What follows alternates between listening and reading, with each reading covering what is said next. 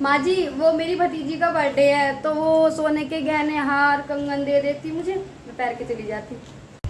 हार कंगन? अरे भतीजी के जन्मदिन में ही तो जा रही है माँ, हार कंगन की क्या जरूरत है? वो माँ जी वहाँ पर सब रिश्तेदार आएंगे। नहीं नहीं, कुछ भूखा गया तो हम कहाँ से बनवाएंगे, वैसे सोना इतना महंगा हो रहा है। ठीक है माँ जी। बहू, हाँ माँ जी। मैं ये कह रही थी अपने पापा जी को फोन कर दे, आते हुए बैंक से हार कंगन ले आएंगे। क्यों माँ जी?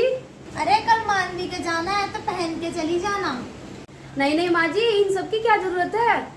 अगर खो गया तो सोना तो वैसे ही इतना महंगा हो रहा, फिर हम कहाँ से बनवाएंगे?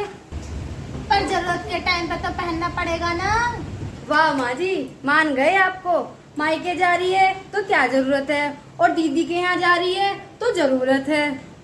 अगर मायके में जाओ तो सोना खो आएगी, अगर दीदी के जाओ तो सोने में पीली होके जाओ। वाह माँ जी, क्योंकि बहू के मायके में बहू की बेइज्जती हो तो होती रहे, पर बेटी के ससुराल में बेटी की बेइज्जती ना हो, ये तो होने नहीं देंगी आप। आप एक बात बताओ माँ जी, चाहे बहू का मायका हो चाहे बेटी की ससुराल, बेइज्जती तो आपकी ही होनी है। और उसी बेइज्जती को बचाने के लिए जितना भी सोना हो उतना पहन के जाना चाहती है हर बहू, पर लेकिन आपकी तो सोच ही निराली है। माँ जी अब जैसे मैं अपने मायके जाती हूँ ना, वैसे ही दीदी के यहाँ जाऊंगी।